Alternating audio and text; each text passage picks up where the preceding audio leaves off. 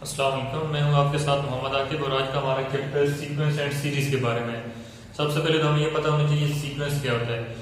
Sequence جو ہے یہ ارتھمیٹک سیریز آف نمبر ہوتا ہے، جس طرح 2 4 6 8 up to soan even number جس طریقے سے ہیں، یہ ایک سیکوینس ہے۔ 2 4 6 8 10 12 آگے اس طریقے سے ہوں گے اپ ٹو سون۔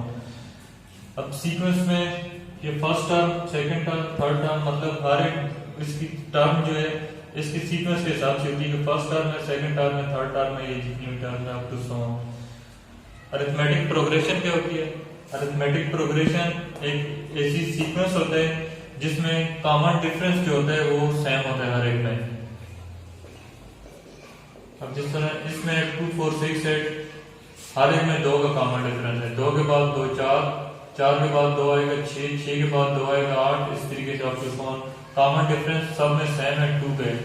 اسی طریقے سے جب 1 3 5 7 اس میں بھی ہر ایک میں کامن ڈفرینس 2 پہ ہے۔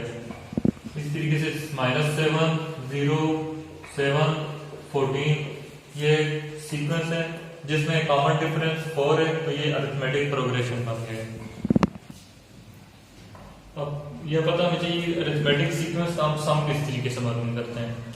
سب سے پہلے تو یہ جو فرسٹ ٹرم ہوتی ہے اس کو A سے ڈینوٹ کرتے ہیں، اور ان کے درمیان جو کامن ڈفرینس ہوتا ہے اس کو D سے ڈینوٹ کرتے ہیں۔ اب جو فرسٹ ٹرم ہے A،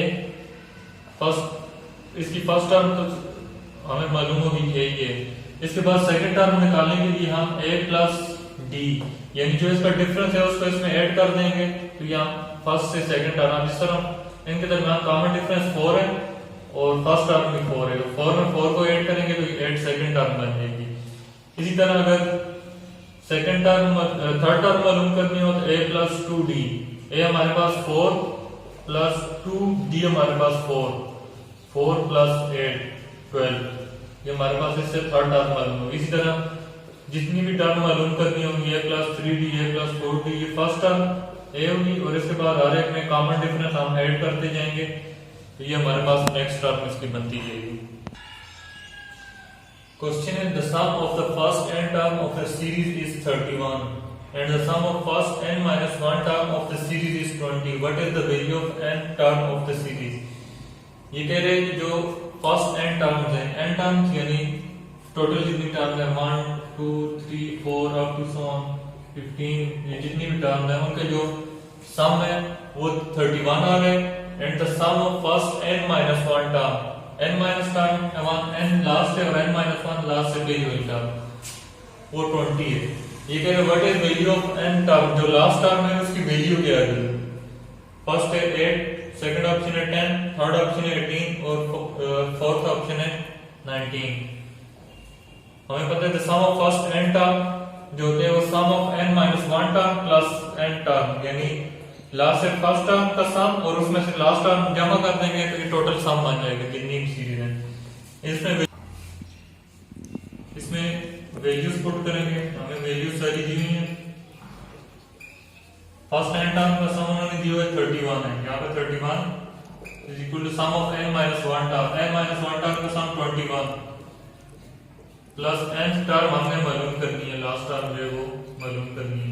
21 ادھر اس کے ساتھ پلس اور اس طرف آئے گا تو مائنس ہو جائے گا۔ 31 minus 21 is equal to n term. 31 میں سے 21 مائنس کریں گے تو یہ 10 آ جائے گا۔ 10 ہمارا آنسر ہے جو کہ ہمارے پاس آپشن بی ہے۔ نیکسٹ کوسچن ہے the ninth term and the common difference of an arithmetic progression are -6 and 5/4 respectively۔ کہ ninth term اور common difference وہ 9 ٹرم -6 ہے اور کامن ڈفرینس 5/4 ہے۔ ہمیں یہ بتانا ہے 25th ٹرم اس کی کیا ہے۔ آپشن ہے 21، آپشن بی -18، آپشن سی 14 اور آپشن ڈی ہے -21۔ سب سے پہلے تو انہوں نے ہمیں 9 ٹرم کا سم جو ہے وہ دیے ہوئے -6 ہے اور کامن ڈفرینس جو ہے وہ 5/4 ہے۔ سب سے پہلے تو ہم اس کی فرسٹ ٹرم معلوم کریں گے کیونکہ 25th ٹرم کے لیے 25th ٹرم ہوگی 825 is equal to a plus 24b۔ یہ فارمولہ اس میں ویلیو پٹ کرنی ہے۔ ہمارے پاس a کی ویلیو نہیں ہے، a کی ویلیو ہم یہ جو ویلیوز دی ہوئی ہیں اس سے معلوم کریں گے۔ سب سے پہلے a9 is equal to a plus 8d. a9 उसमें हमें दिया -6 is equal to a plus 8 और d की वैल्यू उसने दी है 5/4 और 2 are 8 -6 is equal to a plus 10 इधर प्लस और इस तरफ आएगा तो माइनस हो जाएगा -6 -10 is equal to a की वैल्यू आ गई हमारे पास -16। अब ये जो a की वैल्यू आ गई है इसमें पुट कर देंगे हम a25 is equal to -16 plus 24 into 5/4 4 6 are 24 825 is equal to -16 plus 6 5 are 30 और 825 is equal to 14। ये हमारे पास आंसर आ जाएगा जो कि हमारे पास ऑप्शन सी है।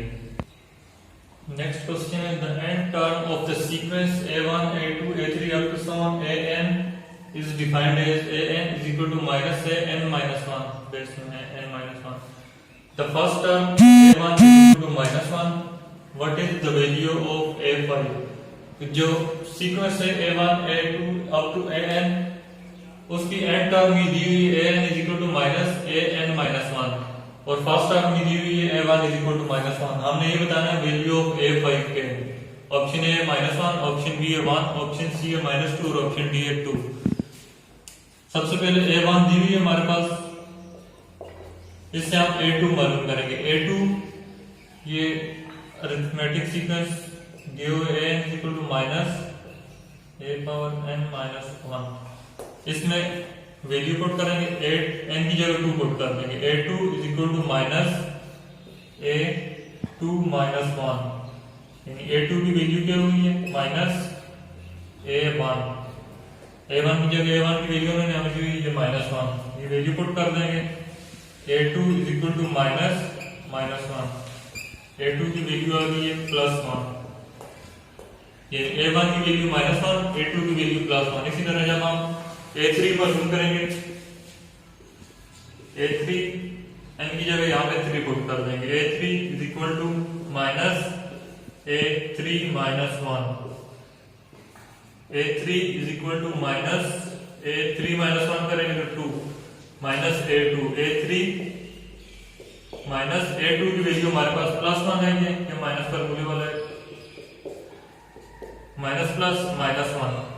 इससे हमें ये बात पता चल रही है कि अगर इस सीक्वेंस में जो ऑड वैल्यूज हैं उनकी वैल्यूज -1 आ रही है और जो इवन वैल्यूज हैं उनकी वैल्यू +1 आ रही है। यहाँ पे देखें a1 ऑड वैल्यू है -1 a3 भी ऑड वैल्यू है -1 इसी तरह a2 इवन वैल्यू है इसकी वैल्यू +1 आ रही है। तो इस तरतीब से हमें ये पता चल रहा है कि जो ऑड वैल्यूज हैं उनकी वैल्यू माइनस में आ रही है और जो इवन है उनकी वैल्यू +1 में आ रही है। तो a5 की वैल्यू हमने मालूम करनी थी a5 जो ऑड वैल्यू है तो इसके साथ भी वैल्यू -1 आ जाएगी जो कि हमारे पास